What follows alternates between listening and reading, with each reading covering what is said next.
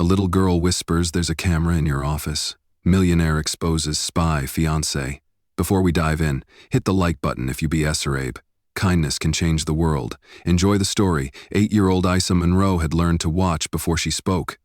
In the 3 foster homes before this one, watching had kept her safe. Watching had taught her which adults meant what they said, and which ones smiled, while their eyes stayed cold. Now, standing in the doorway of Sra's home office, she watched again. Her adoptive father sat rigid at his mahogany desk, his face illuminated by, in the blue glow of his computer screen, the afternoon sun streamed through tall windows, casting long shadows across the room, filled with technology that hummed and blinked like a digital heartbeat. Sra Monroe, 30 years old and already worth millions from his cybersecurity empire, barely glanced up when Isa appeared.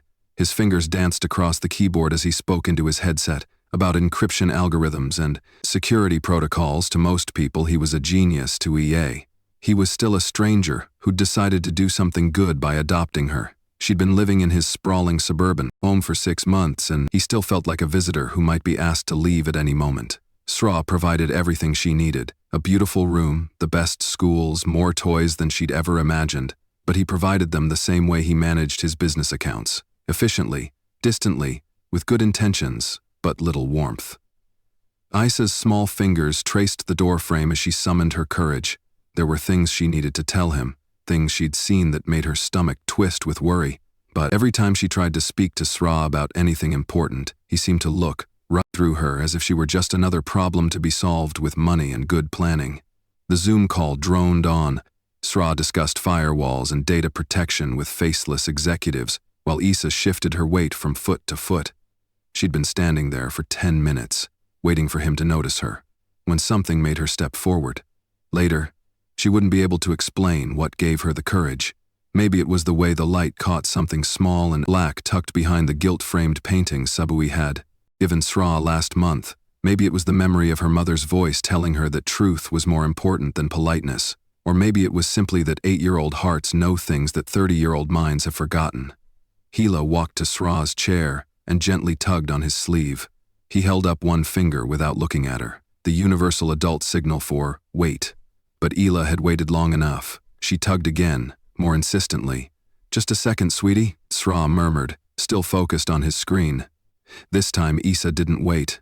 She leaned close to his ear and whispered the words that would change everything. "There's a camera in your office, but it's not yours." The effect was immediate and electric. Sra's fingers froze above the keyboard. His entire body went rigid, as if he'd been struck by lightning. The executive on the Zoom call continued talking about quarterly projections, but Sra heard nothing except the echo of those 8 words from the small girl beside him. "Gentlemen, I need to call you back soon," he said, abruptly ending the meeting without explanation. The room fell silent, except for the gentle hum of electronics and the thundering of Sra's heartbeat. He turned to look at Hila, really look at her, perhaps for the first time since she'd arrived. Her brown eyes, usually so quiet and watchful, now blazed with urgency. "What did you say?" he asked, though he'd heard her perfectly. "There's a camera in your office," EA repeated, pointing toward the painting above his bookshelf behind the gold frame. "I've been watching it blink at night. When you're not here?" Sra followed her gaze to the expensive oil painting Sabui had insisted on buying for him last month, a romantic landscape of rolling hills and wildflowers. "To brighten up your workspace," she'd said with her devastating smile. "Every successful man needs beauty in his environment." His mouth went dry as puzzle pieces began clicking into place with mechanical precision. Sabui's sudden interest in his work schedule, her habit of tidying his office while he was on calls, the way she always seemed to know exactly when he'd be working late, arriving with coffee and kisses at precisely the right moments. "How long have you been watching it?" he asked Isla, his voice barely above a whisper. "Since she hung it up," Isa said simply. "I use my tablet to scan for signals when I can't sleep. There are lots of them in the house now, but that one's different. It's not connected to our network." Sra stared at this small girl who'd just turned his world upside down with a single sentence. In 6 months of living together, they'd barely had a real conversation. He'd hired the best nannies, enrolled her in the most prestigious schools, bought her everything a child could want. But he'd never really listened to her. He never imagined that behind those quiet, watchful eyes was a mind sharp enough to detect surveillance equipment that he, a cybersecurity expert, had missed entirely. The weight of what she was telling him began to settle like ice in his chest. If there was a camera, if someone was watching, if Sabui was involved, the prototype security algorithm he'd been developing, worth potentially hundreds of millions of dollars, sat on the very computer he used every day. In this room. Isa, he said. For the first time he truly saw her not as a responsibility or a good deed, but as a person, as someone who might just have saved him from a catastrophe he never saw coming. We need to talk. Ida's revelation hung in the air between them, like smoke from a fire that had just begun to burn. Sra pushed back from his desk, his mind racing, through implications and possibilities, while the 8-year-old girl who just potentially saved his empire waited patiently for him to process what she told him. "Show me," he said finally. "Show me everything you've seen." For the first time since she'd arrived at his house, Isola smiled, not the polite, careful smile she wore around adults, but a real one. Someone was finally listening. She retrieved her tablet from where she'd left it on the hallway table, her small fingers moving with surprising confidence across the screen. Sra watched, fascinated, despite his growing anxiety, as she navigated through apps he didn't recognize. "I learned this from watching you," she explained, pulling up a signal detection program.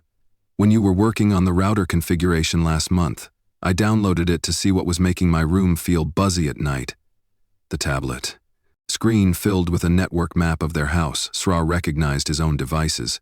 Computers, phones, smart home systems, security cameras. But there were others, unfamiliar signals that made his blood run cold. "There," EA pointed to a cluster of red dots. "These appeared after Sabui started visiting more often. This big one is behind your painting. This smaller one is in the living room, inside that crystal vase she brought you, and this one," she scrawled to show the master bedroom, "is in your nightstand." Sra's world tilted. The woman he'd been falling in love with, the woman he'd been considering proposing to, had been systematically bugging his home. Every private conversation, every business call, every intimate moment, all of it recorded and transmitted to unknown receivers. "How long have you known?" he asked, surprised by how steady his voice remained.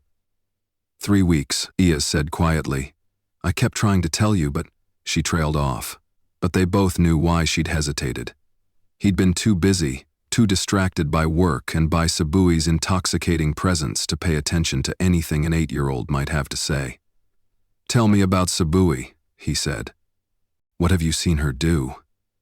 Issa's expression grew serious, taking on that watchful quality he now realized meant she was remembering everything with perfect clarity.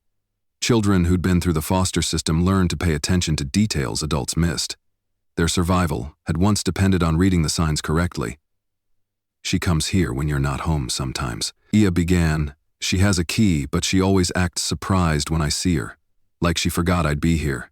She says she's cleaning or organizing, but she never actually cleans anything." Sra's hands clenched into fists. He'd given Sabui a key 3 months ago, a gesture that had felt romantic and significant at the time. She'd cried when he'd presented it to her, saying no one had ever trusted her like that before. "She goes through your office," Isla continued, "not just looking around, but photographing things. She has this tiny camera, smaller than a phone. I saw her take pictures of papers on your desk, and she always puts them back exactly where they were. What else?" she asks me. "Questions?" Issa's voice grew even quieter. "About your schedule? About when you work late? About your friends? She makes it seem like she's just being nice, trying to get to know me better, but foster kids learn to recognize when adults are fishing for information." The words hit Sra like physical blows. Every casual conversation, every seemingly innocent question Sabui had asked about his work, his business, relationships, his daily routines, it had all been intelligence gathering, and she'd been using Isla, an 8-year-old child, who'd already been abandoned and betrayed by the adults meant to protect her, as an unwitting source. "There's something else," Isela said, her brown eyes meeting his directly. "I think someone else is helping her." "What do you mean?" "Miles comes by sometimes, when you're Trav Sharang. He and Sabui meet in your office. They whisper a lot and look at papers together. Last week I heard him say something about making sure the Tim Sharang matches the product launch."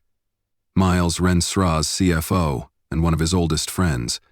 They'd built the company together from nothing, shared dreams and struggles and victories. If Miles was involved, Sra's rational mind tried to reject what Isel was telling him. These were extraordinary accusations against people he trusted, people he loved. But the evidence was mounting, and he couldn't ignore the sophisticated surveillance equipment she'd detected throughout his home. "Aisla," he said carefully, "why didn't you just ask me about the devices? Why did you investigate on your own?"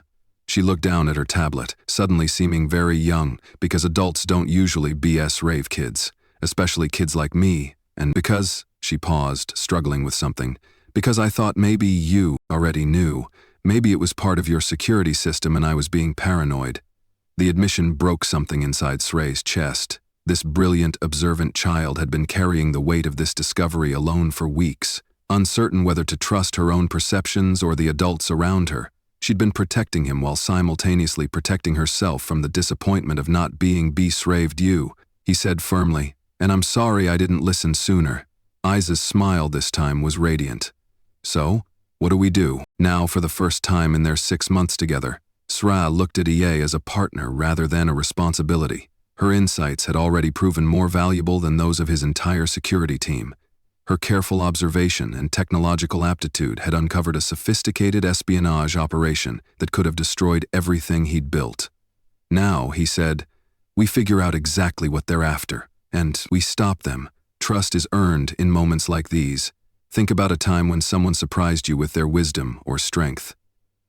The next morning arrived gray and drizzling, matching the weight of secrets that now filled Sra's house. He'd spent the night staring at the ceiling, his mind churning through implications and possibilities, while Sabui slept peacefully beside him.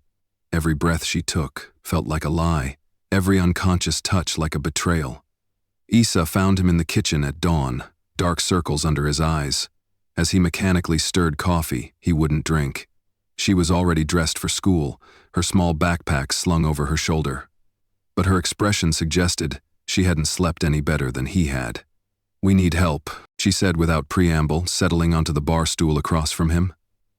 "I've been thinking about it all night. If Miles is involved, we can't trust anyone from your company. And if Sabui suspects, we know she might destroy evidence or disappear." Sra marveled again at this child's clarity of thought. At 30, he'd built a multi-million-dollar empire through strategic thinking and calculated risks. But EA, at 8 years old, and with no formal training in business or espionage, had immediately grasped the essential problem they faced. "Who do you suggest?" he asked, genuinely curious about her perspective. "Josephine," Ada said without hesitation. "She's been with your family since before you started the company. She sees everything that happens in this house. But people treat her like she's invisible and—" Isla paused suddenly, looking uncertain. "She's the only adult who's ever really listened to me here." Josephine Chen had been the Monroe family's property manager for 15 years. Ever since Sra's parents had first hired her to maintain their estate when they died in a car accident 5 years ago. Sra had kept her on, partly out of loyalty and partly because she ran his household with quiet efficiency that freed him to focus on his business at 69. Josephine had seen 3 generations of Monroes through their triumphs and disasters, more importantly. As Ia had noted, she was one of the few people who treated the 8-year-old like a person rather than a project. "Josephine," it is Sira decided. "Can you ask her to meet us in the library after school? Tell her it's important, but don't say why over the phone." Iceland nodded solemnly, understanding the implications of operational security better than most adults. She slipped off the bar stool and headed toward the door, then turned back. Sra, her voice was smaller now, vulnerable in a way that reminded him she was still just a child, carrying an enormous burden. "What if we're wrong? What if Sabui really loves you and there's some other explanation?" The question revealed both her intelligence and her heart, even after everything she'd observed, even with the evidence she'd gathered. Isla was still hoping she might be mistaken. She wanted the adults in her life to be trustworthy, wanted the family she'd found to be real and safe. "Then we'll figure that out too," Sra said gently. "But Isla, your instincts have been right about everything so far. Don't doubt yourself now." That afternoon, the 3 of them gathered in Sra's home library, surrounded by shelves of books that represented decades of accumulated knowledge and wisdom. Josephine listened without interruption as Isla and Sra laid out their discoveries. Her weathered hands folded calmly in her lap, her dark eyes sharp and alert behind wire-rimmed glasses. When they finished, she sat quietly for a long moment, processing everything they'd told her. "I've been wondering about Miss Sabui for weeks," she said finally, her accented English, precise as always. Little things that didn't quite add up. She knew too much about your business. Schedules, seemed too interested in details about your friends and associates, and she has a way of watching people when she thinks they're not looking. "What kind of watching?" Sra asked. "The kind that measures and calculates," Josephine replied. "I've seen it before, in people who aren't what they pretend to be. She studies you, Mr. Sra, studies this house, studies your routines. It's not the way someone in love observes their partner, it's the way someone gathers intelligence." Azela leaned forward. Eagerly, "You've noticed other things too, haven't you, Josephine?" Smiled at the girl with genuine affection. "You see everything, don't you, little one?" "Yes, I've noticed other things. Phone calls she takes in her car after visiting the way. She's always here during important business calls, even when she claims to be busy elsewhere. And yesterday I found her in your father's office at 6 o'clock in the morning, supposedly looking for a book." "At 6 o'clock, eh?" Sra's voice sharpened. "She said she couldn't sleep and wanted to borrow something to read, but she was standing by your computer, not near the bookshelves, and she looked startled when I appeared guilty." The three of them sat in heavy silence as the weight of accumulated evidence settled around them. Separately, each observation might have been explained away together. They painted a picture of systematic deception and surveillance. "So what's our next move?" Josephine asked, and Sra realized she'd automatically positioned herself as part of their team. This elegant, dignified woman, who'd spent decades managing households and keeping family secrets, was ready to help them expose a conspiracy that threatened everything they held dear. "We need proof," Sra said, "real evidence that will hold up if this goes to court or gets reported to the authorities, and we need to find out who she's working for and what they're really after." "I can help with that," EA said quietly. "The surveillance devices she planted, they work both ways. If I can access their signals, I might be able to trace where they're transmitting to, maybe even intercept what they're sending." Both adults stared at her in amazement. This 8-year-old girl was proposing to conduct counter-surveillance operations that would challenge experienced intelligence professionals? "Where did you learn to do that?" Josephine asked, gently. Isaac shrugged, suddenly looking embarrassed. "I read a lot, and I watch you work," she said to Sra. "Your cybersecurity programs aren't that different from the apps kids use to monitor network traffic for gaming. I just adapted them." Sra felt a surge of something that might have been pride, followed immediately by protective worry. Issa's capabilities were remarkable, but she was still a child who'd already been through the last thing he wanted was to put her in danger. "Absolutely not," he said firmly. "This is getting too dangerous for you to be involved." Isa's expression shifted, her eyes flashing with the stubborn determination he was beginning to recognize as purely her own. "I'm already involved. I'm the one who discovered this, and I'm the only one who's been successfully watching them without being detected." "She's right," Josephine said quietly. "And more than that, she's been keeping herself safe in this house for months, while observing things the rest of us missed. Issa isn't just smart, Mr. Sra. She's careful. She survived situations that would break most adults." Sra looked between these two females, who'd somehow become his most trusted allies in the space of 24 hours. An 8-year-old girl with the observational skills of a trained spy and the moral clarity of someone who'd learned to distinguish truth from deception through necessity, and a 69-year-old woman who'd spent decades watching and protecting, who understood loyalty and recognized threats with the wisdom of experience. "All right," he said finally, "but we do this together. No one takes risks alone. We watch out for each other." Issa's smile lit up the room. "So we're like a real family now?" The question caught Sra off guard with its simple directness. Family, not the arrangement of convenience and obligation he thought he was providing, but something real and chosen and mutual. "Yes," he said, and meant it completely. "We're like a real family now. Sometimes the most unlikely allies become the strongest teams. Who has stood beside you when it really mattered?" 3 days later, their carefully laid plans collapsed like a house of cards. In a hurricane, Sra stood in his office, holding the tiny surveillance device Josephine had carefully extracted from behind Sabui's painting while his world tilted on its axis. The evidence was undeniable. Now a sophisticated piece of equipment, worth thousands of dollars, broadcasting on encrypted frequencies to receivers they'd traced to a location downtown. But when he'd confronted Sabui with it an hour ago, expecting guilt or confession or at least surprise, she'd looked at him with such genuine confusion and hurt that he'd begun to doubt everything. "You think I'm spying on you?" she'd whispered, tears gathering in her green eyes. "Sra, how could you even imagine I'd do something like that?" Her reaction had been so perfect, so utterly betrayable, that for a moment he'd wondered if they'd made a terrible mistake. Sabui was an actress by training, he reminded himself, a media expert who understood exactly how to manipulate emotions and perceptions, but the pain in her eyes had seemed so real. "Maybe there's another explanation," he'd found himself saying, hating the uncertainty in his own voice. "Maybe someone else planted these devices, someone trying to frame you, or destroy our relationship."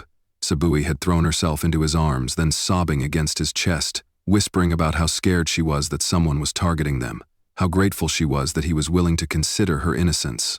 And that's when Issa had walked into the room. The 8-year-old had taken one look at the scene, Sabui crying in Sura's arms, the surveillance device abandoned on his desk, and her face had gone completely blank, not hurt or disappointed, but empty. Shut down.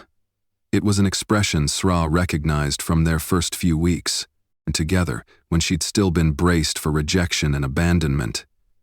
"Isla, sweetheart," he'd started, but she'd turned and walked away without a word. Now, an hour later, he couldn't find her anywhere in the house. Josephine was searching the grounds while he combed through every room, calling her name, growing more frantic with each empty space he found her.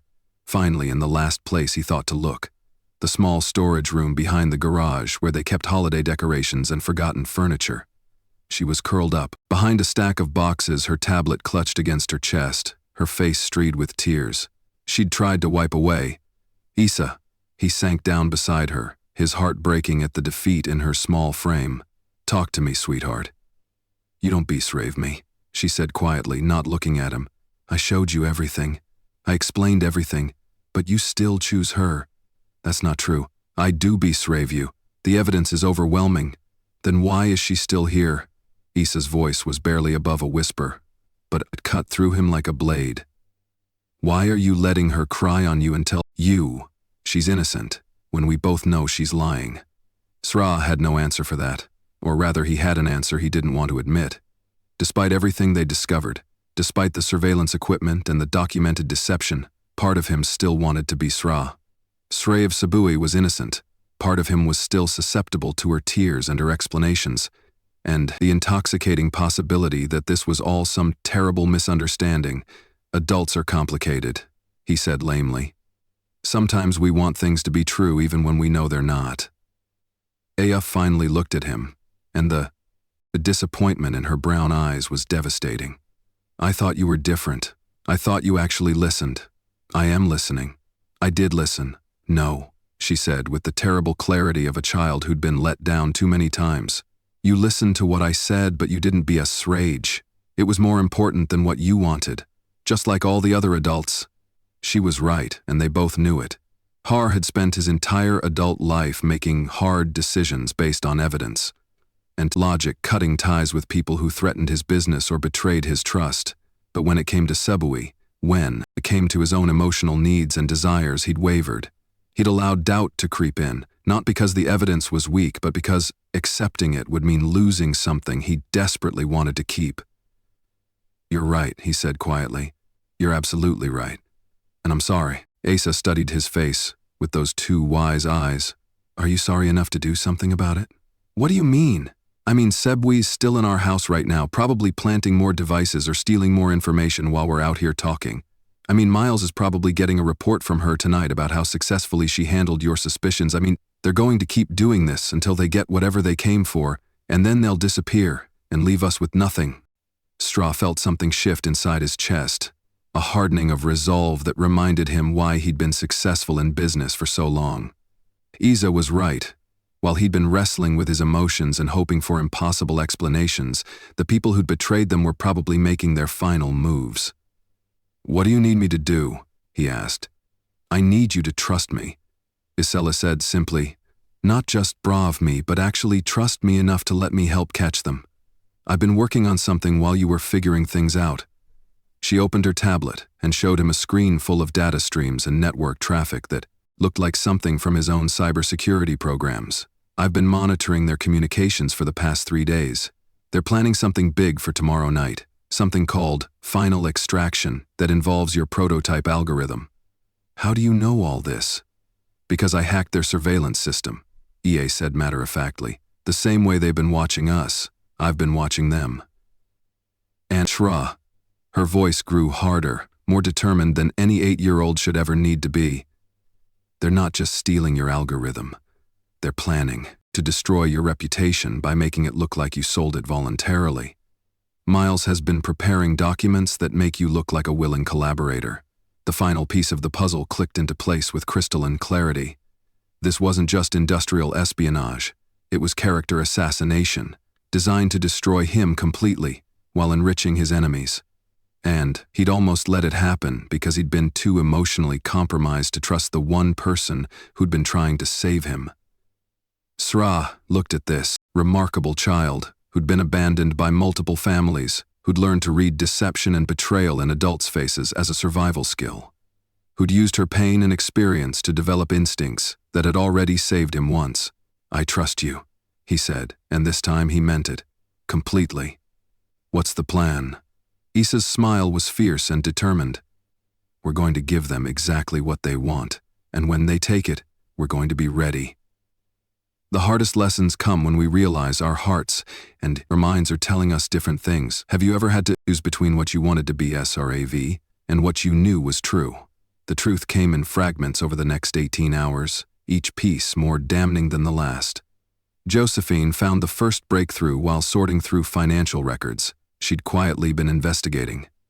Miles Rensra's trusted CFO and supposed best friend had received 3 separate wire transfers totaling $200,000, 0 cents, over the past 6 months. The money had come from shell companies, ultimately traced to Apex Industries, Sra's biggest competitor in the security market. "He's been selling you out from the beginning," Josephine told Sra grimly as they huddled around her laptop in the library. "Every business strategy, every client meeting, every product development Tim's seen, he's had access to all of it." But it was EA who uncovered the scope of their betrayal, using techniques that impressed even Sra's professional paranoia. She'd managed to decrypt portions of the communications between Sabui and her handlers. What they revealed was a conspiracy more sophisticated and cold-blooded than any of them had imagined. "Look at this," Ia said, pulling up intercepted text messages on her tablet. "Sabui isn't just some corporate spy they hired. She's been working for Apex for 3 years, specializing in what they call intimate infiltration of target executives." Sra's blood turned to ice as he read over her shoulder the messages discussed. Sabui's previous assignments: a defense contractor in DC, a pharmaceutical executive in Boston, a tech startup founder in Seattle, all men, all successful, all subsequently destroyed when their trade secrets were stolen and their companies collapsed under mysterious scandals. "She's done this before," he said numbly, "multiple times." "It gets worse," Isaiah continued, scrolling through more intercepted data. "They've been planning your destruction for almost a year. Miles gave them your psychological profile, your relationship history, even details about your parents' death. They designed Sabui's entire persona specifically to appeal to you. The casual cruelty of it stole Sra's breath every moment. Of their relationship had been calculated. Her admiration for his work, her tears when he'd given her the house key, all of it scripted and performed by a woman who saw him as nothing more than a target to be exploited. But the most chilling discovery was yet to come. Tonight's extraction isn't just about stealing your prototype, Isa said, her young voice heavy with understanding far beyond her years. They're going to frame you for corporate espionage. Miles has been creating a paper trail that makes it look like you've been selling secrets to foreign competitors for months. When the FBI raids your office tomorrow, they'll find evidence that you're a traitor to your own country. What evidence? Sra asked, though he dreaded the answer. Forged documents in your handwriting, bank accounts opened in your name with suspicious deposits. communications with overseas buyers that look real enough to fool investigators. Issa's eyes met his directly. They're not just stealing from you, Sra. They're going to destroy your life. So, completely, that even if you prove your innocence, eventually no one will ever trust you again. Sra sat in stunned silence as the full magnitude of the trap became clear. His business would be ruined. His reputation would be destroyed. He'd likely face federal charges that could put him in prison for decades. And worst of all, EA would be left alone again, returned to the foster system because her adoptive father was a convicted criminal.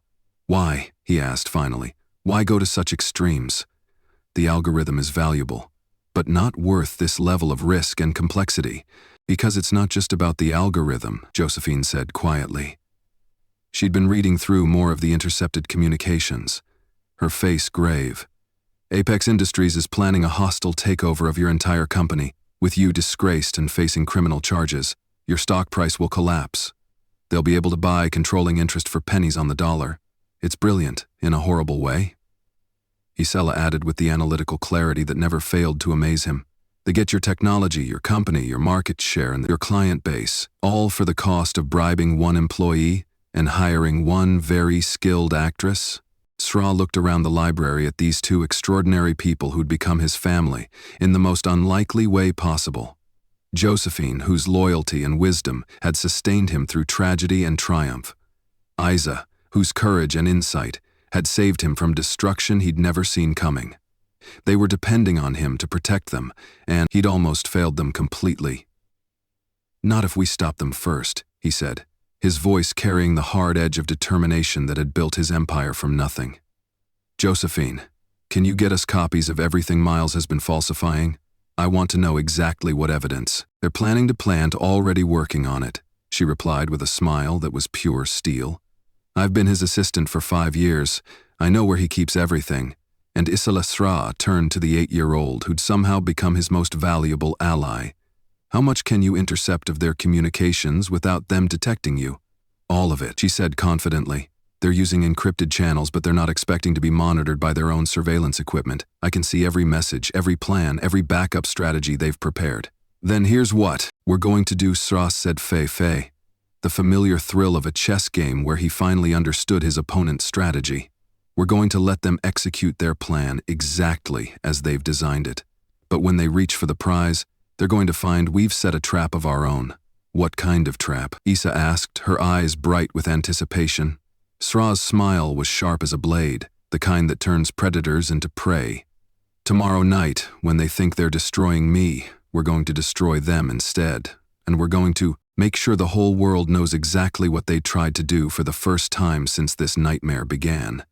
Sra felt like himself again, not the love-struck fool who'd been manipulated by a beautiful woman, not the betrayed friend who'd been sold out by his business partner, but the strategic thinker who'd built something from nothing. He wasn't about to let anyone take it away. The game was far from over. In fact, it was just beginning. Justice rarely comes easy, but it's always worth fighting for. When have you had to stand up against people who underestimated your strength? The next evening arrived, with the weight of destiny hanging in the air like storm clouds before lightning strikes. Sra's house, which had been a home filled with warmth and growing trust just days ago, now felt like a stage set for the final act of an elaborate drama, where everything, his future, his freedom, his family, hung in the balance. Sabui moved through the house with her usual grace, preparing for what she'd would be her final performance. She'd spent the day playing the concerned girlfriend, perfectly, asking worried questions about his stress levels, suggesting they have a quiet dinner at home to help him relax before his big product launch tomorrow. She had no idea that every word she spoke was being recorded, every move she made was being monitored, and every electronic signal from her hidden communication devices was being intercepted and decoded by an 8-year-old girl who'd learned espionage out of necessity and refined it through pure determination. The extraction begins at 11 p.m., Ia whispered to Sra as they passed in the hallway. Miles will create a distraction by triggering the fire alarm at your office building, while security is focused on that Sabui. We'll download the final algorithm files and transmit them to the overseas buyers, and the frame job already in motion. The FBI has received an anonymous tip about suspicious activity in your accounts. They're planning to raid your office at 9 o'clock tomorrow morning, just after the technology transfer is complete. Srey marveled again at the sophistication of their enemy's planning. Every detail had been carefully orchestrated to ensure maximum damage, with minimal risk to themselves. If EA hadn't detected their surveillance, if she hadn't trusted her instincts and kept investigating despite being dismissed by adults, the trap would have been perfect. But they had detected it, and now the hunters were about to discover they'd been hunting something far more dangerous than they had anticipated at 10:30 p.m. Sra made his move. "I'm going to check on some files at the office," he announced to Sabui, who was curled up on the couch with a book, the picture of domestic contentment. "I know it's late, but I want to review everything one more time before tomorrow's presentation." Sabui's eyes flickered just for an instant with something that might have been excitement. "Of course, darling, you know how important this is. I'll just stay here and finish my book. Actually," Sarah said, as if the thought had just occurred to him. "Why don't you come with me? I could use the company, and you always make me feel more confident." For a split second, Sabui's mask slipped. Sra caught a glimpse of calculation behind her loving smile. The rapid mental adjustment as she weighed the implications of this unexpected invitation. "I'd love to," she said finally, "but I'm Faye. Srong, a bit tired besides. You work better when you're not distracted by me." She accompanied this with the sultry smile that had captivated him for months. "You're probably right," Sra agreed, leaning down to kiss her forehead. "I'll be back in a few hours." He left through the front door, making sure she heard his car start and drive away, but instead of going to his office, he circled back through the woods behind his property and slipped into the house through the basement entrance Josephine had left unlocked for him from the hidden observation post they'd set up in the unused maids' quarters. "Sva Isa." And Josephine watched Sabdui spring into action with the efficiency of a trained operative the moment she was certain Sra was gone. Her entire demeanor changed. The soft, loving girlfriend disappeared, replaced by a focused professional who moved with predatory purpose. She retrieved a sophisticated laptop from the hiding place she'd created in the guest bathroom, connected it to Sra's home network, and began what was clearly a well-rehearsed process of data infiltration. "She's good," Isla whispered admiringly. "Watch how she's bypassing the security protocols. She must have been studying your system for months." "Not good enough," Sra replied grimly. "She's downloading from the decoy server we set up this afternoon. Every file she's stealing is either worthless or contains tracking malware that will lead us straight to her buyers." Meanwhile, Josephine monitored communications from Miles, who was indeed at Sra's office building, preparing to trigger the fire alarm that would provide cover for Sabui's activities.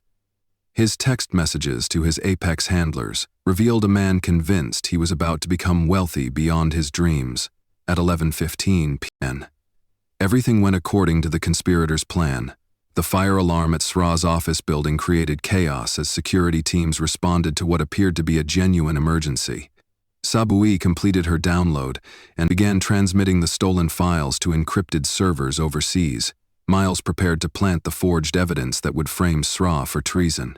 What they didn't know was that every step of their operation was being broadcast live to a secure government server, where federal agents were recording everything for what would become the most comprehensive case of corporate espionage in recent history. At 11:45 p.m., Sabui received the text message she'd been waiting for. Package D.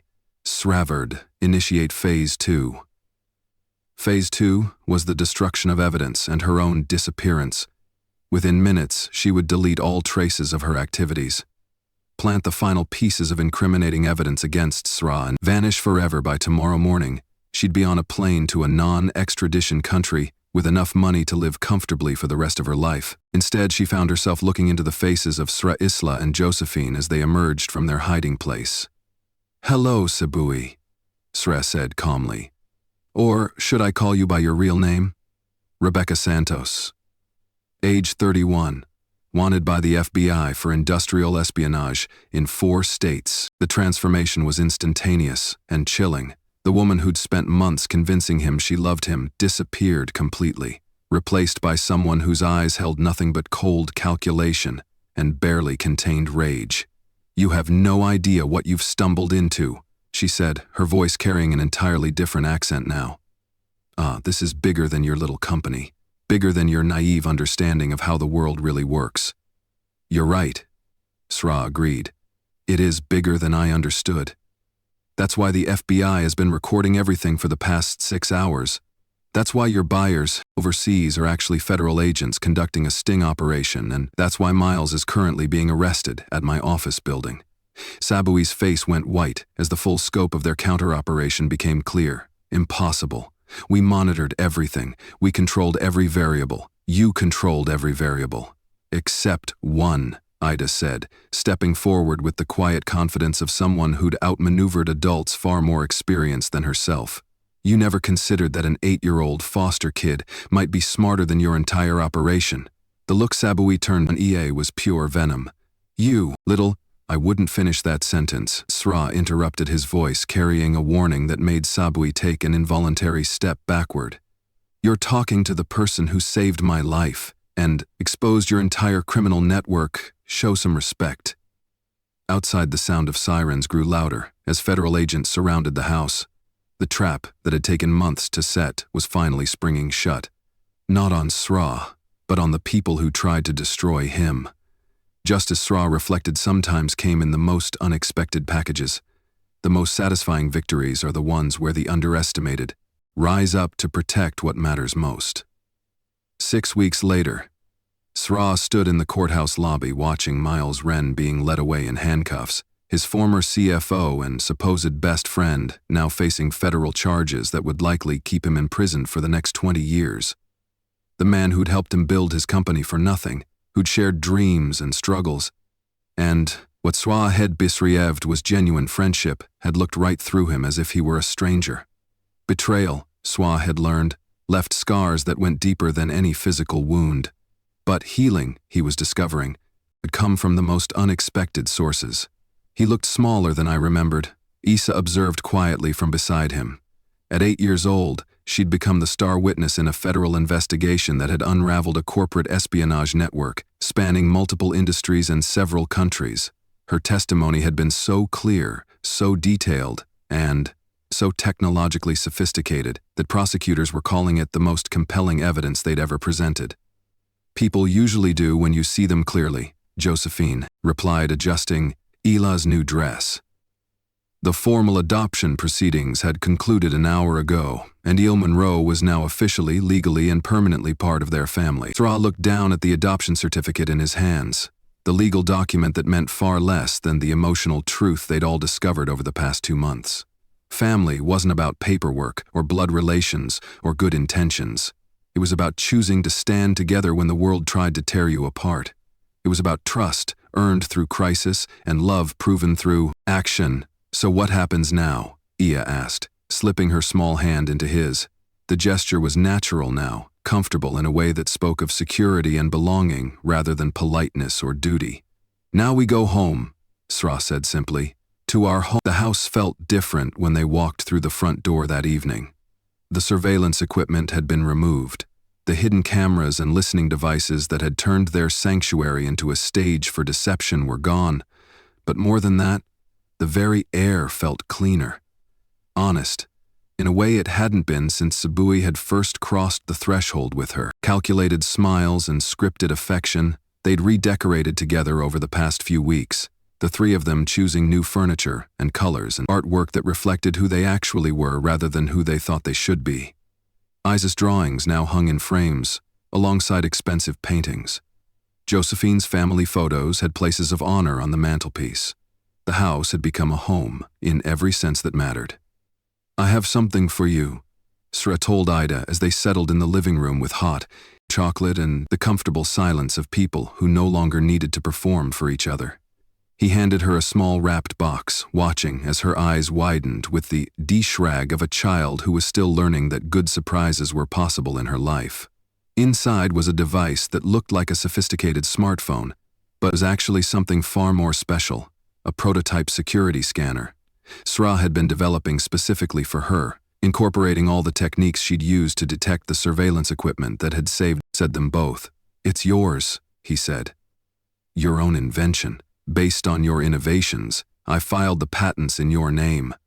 Isaac stared at the device, then at him, her brown eyes filling with tears.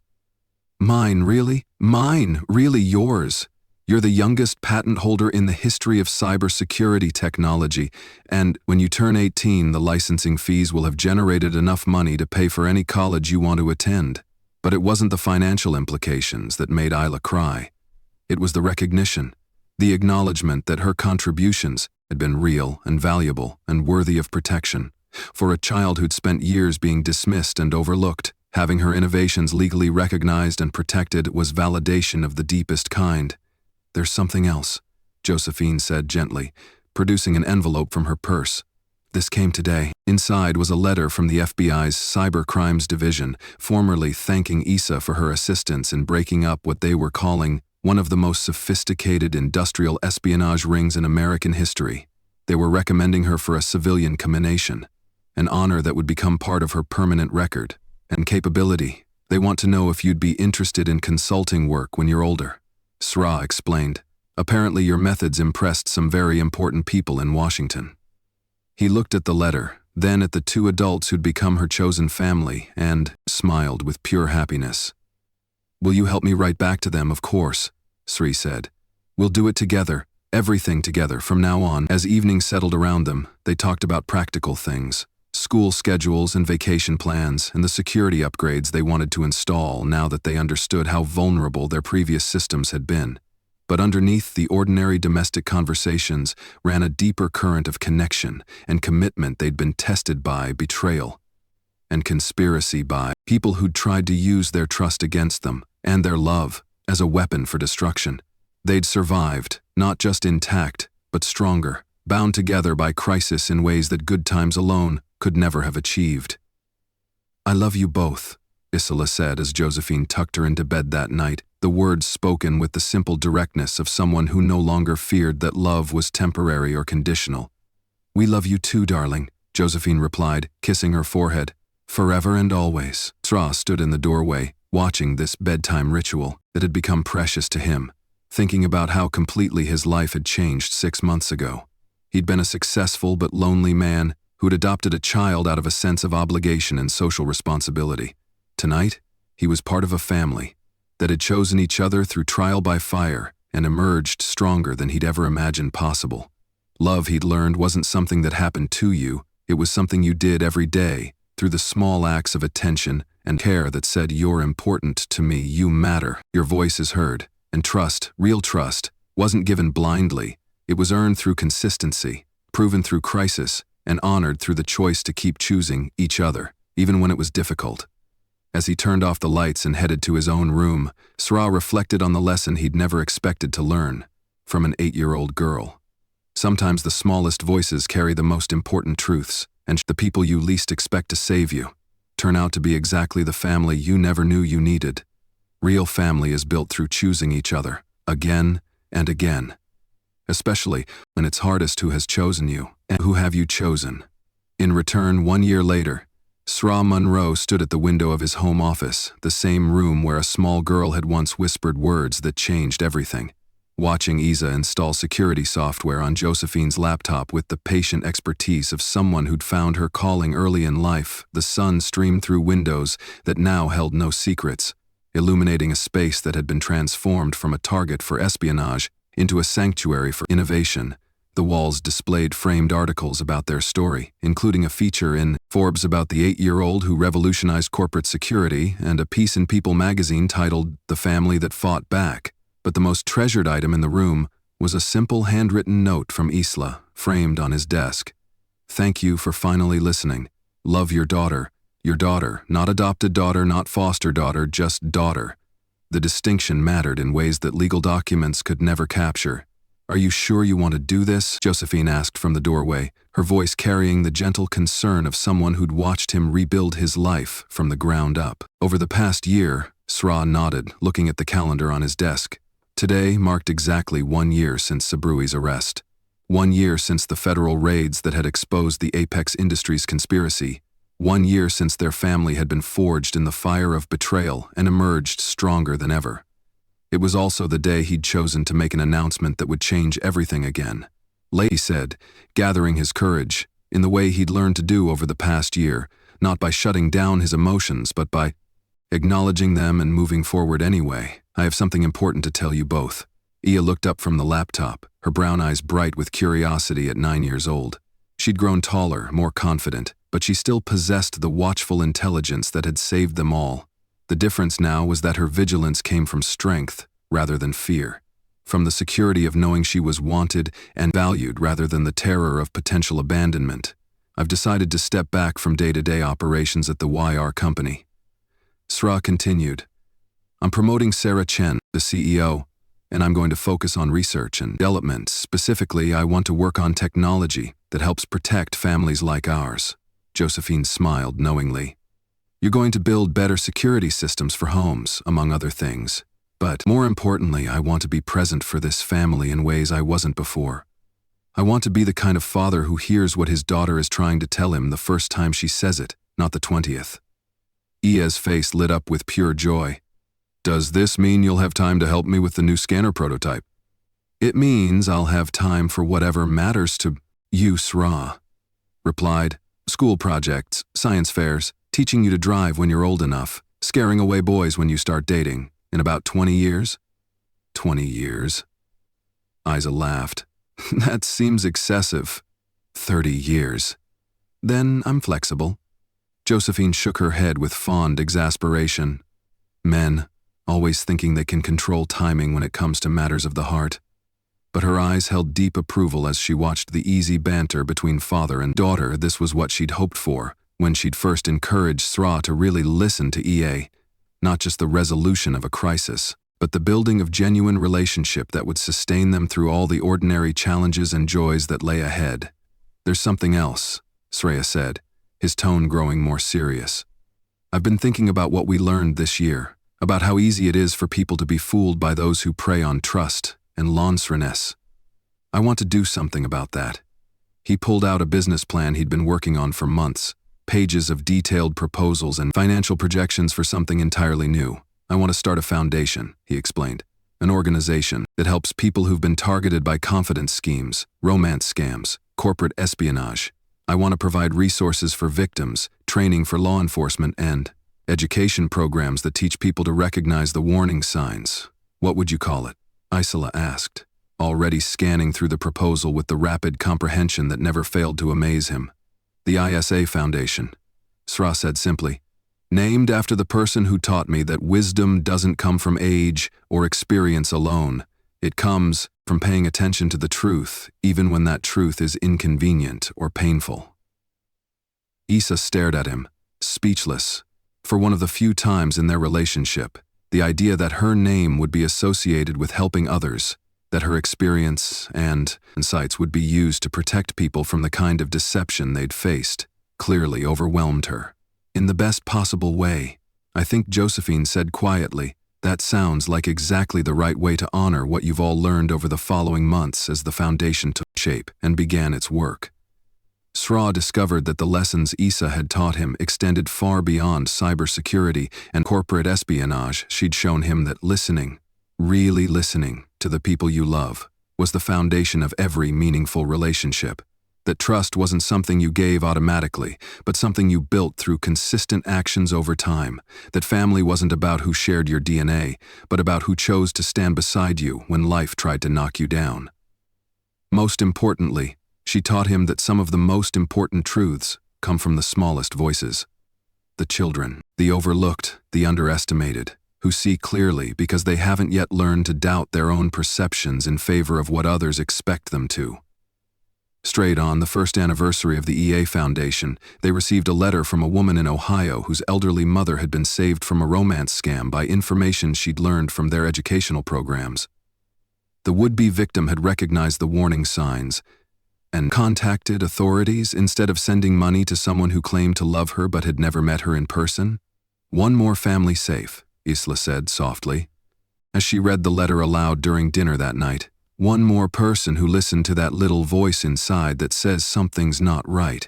Speaking of little voices, Sra said, what is yours telling you about your future? You're getting older, developing your own dreams and goals. What do you want to do with all that brilliance of yours?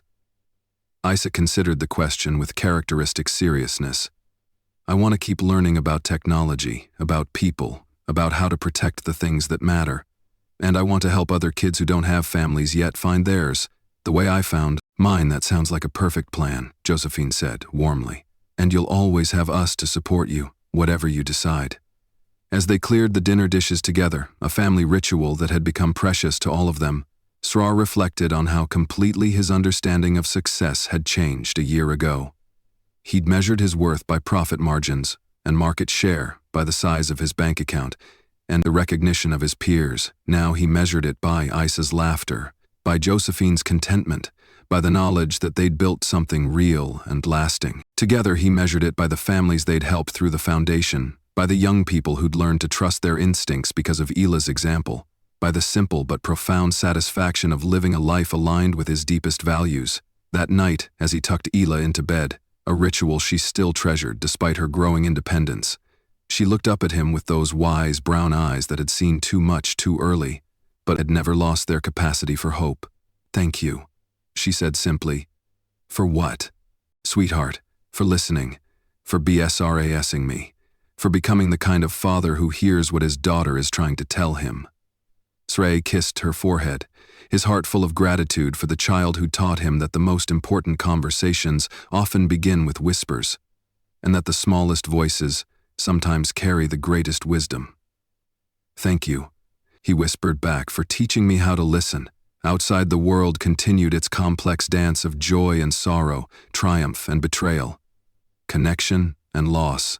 But inside their home, three people, who'd chosen each other, slept peacefully, protected, not just by sophisticated security systems, but by the deeper security of being known, valued, and loved exactly as they were.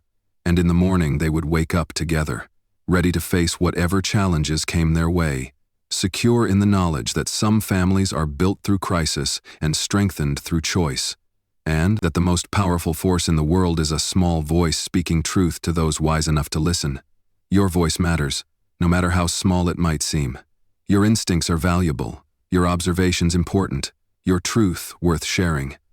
Don't let anyone convince you otherwise. If this story touched your heart, share it with someone who needs to remember that they're seen, heard, and valued.